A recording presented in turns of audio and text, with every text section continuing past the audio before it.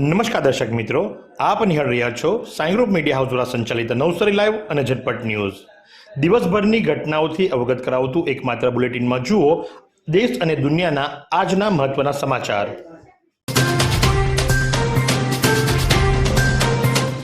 ગુરુકુલ સુપાના વિદ્યાર્થીઓ દ્વારા માટીના ગણપતિ બનાવી પર્યાવરણ જાગૃતિનો સંદેશ અપાયો.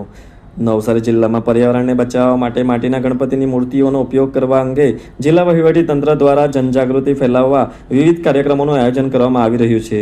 પ્લાસ્ટર ઓફ પેરિસની મૂર્તિના વિસર્જનથી થતા જળ પ્રદૂષણ અને પર્યાવરણને થતા નુકસાનને ધ્યાનમાં રાખીને માટીની મૂર્તિઓ પર્યાવરણનું રક્ષણ કરવા માટેનો શ્રેષ્ઠ વિકલ્પ છે. આ સંદેશ નવસારી જિલ્લા તંત્ર અને નગરપાલિકા દ્વારા સક્રિયપણે પ્રસારિત કરવામાં આવી રહ્યો છે. આ પહેલના ભાગરૂપે મહર્ષિ દયાનંદ સ્મારક ગુરુકુલ સુપાની અંગ્રેજી માધ્યમ પ્રાથમિક શાળાના વિદ્યાર્થીઓએ રાષ્ટ્રીય શિક્ષણ નીતિ 2020 હેઠળ બેગલેસ દિવસની ઉજવણીના ભાગરૂપે માટીના ગણપતિ બનાવી પર્યાવરણ બચાવવાનો સંદેશ આપ્યો હતો. વિદ્યાર્થીઓએ આ સ્પર્ધામાં ઉત્સાહપૂર્વક ભાગ લીધો હતો. નવસારીની જીઆઈડીસી ડિગ્રી એન્જિનિયરિંગ કોલેજના વિદ્યાર્થીઓ વોલીબોલ અને કબડ્ડી ટુર્નામેન્ટમાં ઝળક્યા.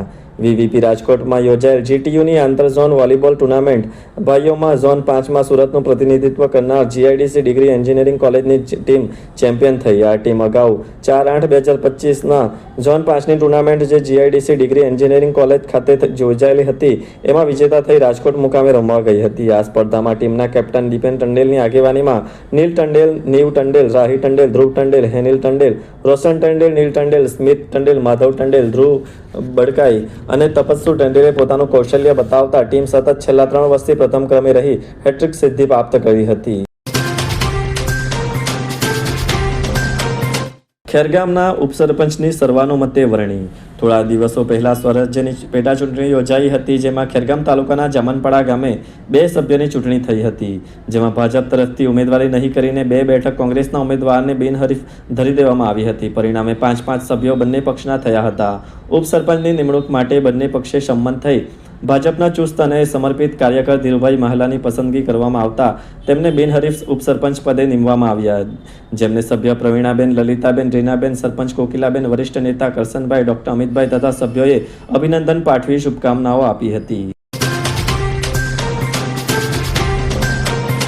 વાંસદા તાલુકાના પ્રતાપનગરના યુવાનનું અકસ્માતમાં મોત. ચીખલી તાલુકાના રાનકુવા ખાતે શ્રીજી આગમન યાત્રા જોવા ગયેલ પ્રતાપનગરનો 20 વર્ષીય પ્રતિક ઉક્કડભાઈ પટેલ પોતાની બાઇક નંબર GJ06 CA0620 લઈ રાત્રે 11:01 વાગ્યે પોતાના ઘરે પરત ફરી રહ્યો હતો. તે દરમિયાન કુકેરીના રાજપૂતનગર નજીક રસ્તા પર અંધારામાં ઊભી રખાયેલ એક ટ્રક નંબર JJ21Y 1655ની પાછળ પ્રતિકની બાઇક ભટકાતા તેને કપાળના ભાગે ગંભીર ઇજા પહોંચી હતી, જેને લઈને તેનું ઘટના સ્થળે મોત નીપજ્યું હતું. આ અકસ્માતની જાણ થતાં પ્રતાપનગરના ગ્રામજનો અકસ્માત સ્થળે પહોંચી ગયા હતા.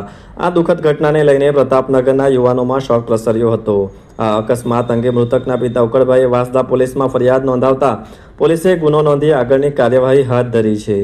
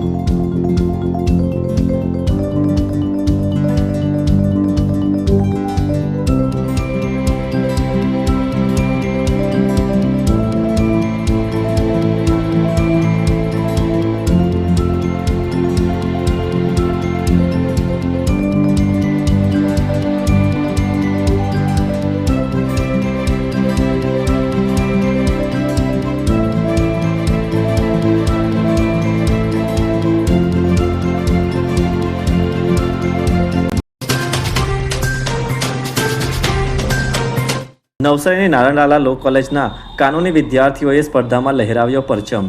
નવસારી સ્થિત નારણલાલા લો કોલેજના વિદ્યાર્થીઓએ BKM સાયન્સ કોલેજ વલસાડમાં યોજાયેલ વાદ વિવાદ તથા ભાષણ કલા સ્પર્ધામાં શાનદાર પ્રદર્શન કરી કોલેજનું નામ રોશન કર્યું.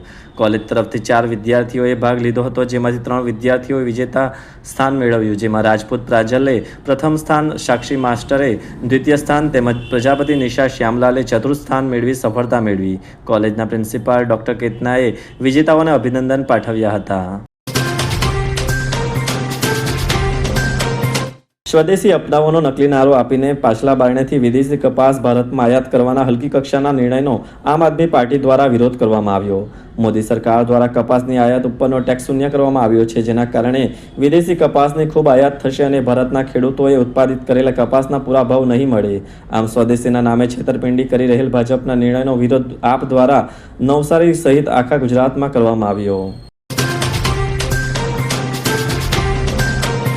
અજાણી લાશના વાલી વારસની તપાસ કરવા બાબત નવસારી જિલ્લાના ગણદેવી તાલુકાના ભાગળ બ્રાહ્મણ ફળિયા ગ્રાઉન્ડની સામે ખડકુવા ખાડીથી ગત તારીખ 13/8/2025ના રોજ કોઈ અગમ્ય કારણસર ઊંડા પાણીમાં ડૂબી જવાથી મરણ ગયેલી લાશ મળી આવી હતી.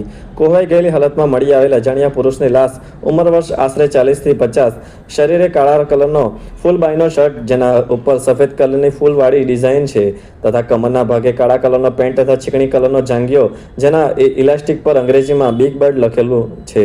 આ ઈસમ શરીરે મધ્યમ બાંધાનો તથા ઊંચાઈ આશરે 5 ફૂટ 3 ઇંચ જેટલી છે. આ ઈસમના વાલી વારસો ગણદેવી પોલીસ સ્ટેશનનો સંપર્ક કરવા પોલીસ સબ ઇન્સ્પેક્ટર ગણદેવી દ્વારા અખબારી યાદીમાં જણાવાયું છે.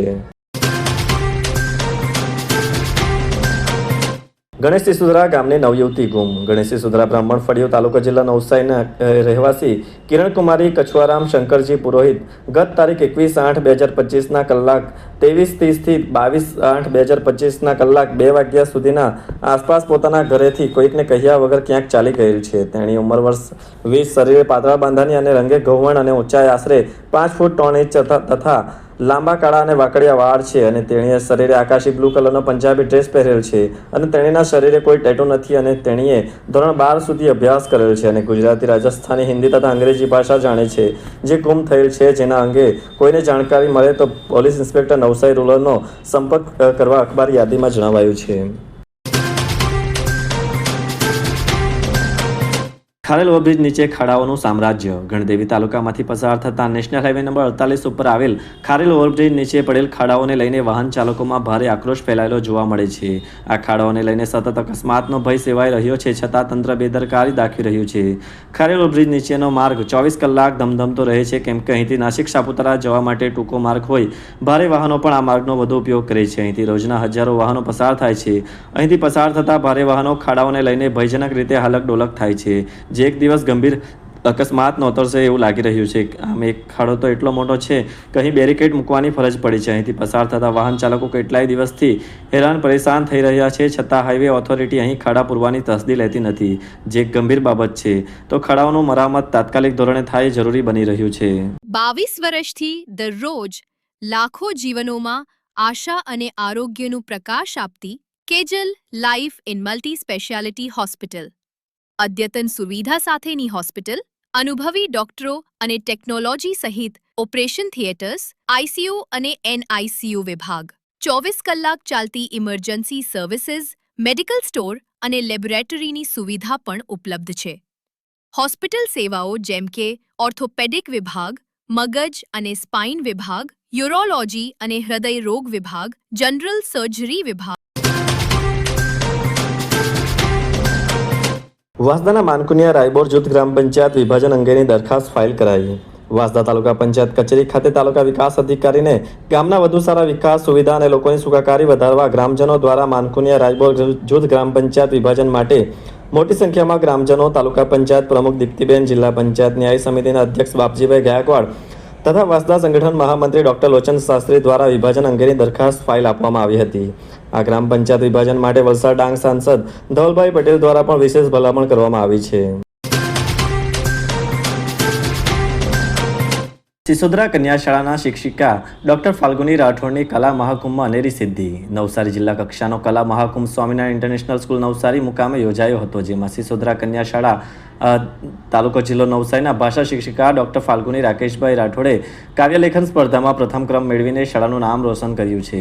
તેમજ તેઓ 3 વર્ષથી વિજેતા બન્યા છે. આગામી ઝોન કક્ષાએ નવસારી જિલ્લાનું પ્રતિનિધિત્વ કરશે. શાળાનું ગૌરવ વધારવા બદલ શાળાના આચાર્ય જતીનકુમાર ટંડેલ અને સમગ્ર શાળા પરિવાર, SMC સભ્ય, CRC, BRC, TPEO, DPEO સાહેબો વગેરેએ અભિનંદન પાઠવ્યા હતા. તેમજ આગળ ઝોન કક્ષા માટે શુભેચ્છાઓ પાઠવી હતી.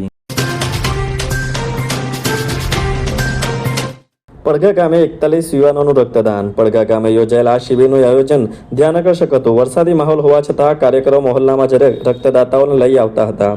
41 યુવાનોનું રક્તદાન થયું હતું. ડોક્ટર રાજન શેઠજી, ડોક્ટર સંજય આહિર, તુષારકાંત દેસાઈ, ડોક્ટર ધર્મેશ કાપડિયા તથા વન બ્લડ અનાવિલના કાર્યકરો, નીલ નાયક વગેરેની હાજરી પ્રેરણાત્મક હતી. આયોજકો પ્રકાશ નાયક, અરવિંદ નાયક, મુકેશ નાયક, સુરેશ પટેલ, સરપંચ સુશીલાબેન હળપતિએ, રેડક્રોસ ટેકનિશિયનો, ડોક્ટરો વગેરેનું અભિવાદન કરી રક્તદાતાઓને આકર્ષક ભેટ આપી હતી.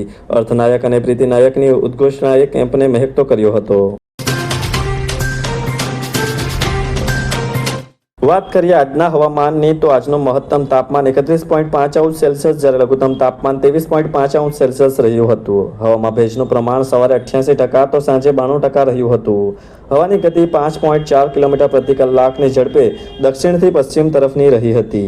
फालूदा मिक्स की इतनी सारी वैरायटीज रिफ्रेश के पास है. अगर आपको भी चाहिए रिफ्रेश के फालूदा मिक्स की इतनी सारी वैरायटीज तो फिर सर्च करो, क्लिक करो, लाइफ को रिफ्रेश करो.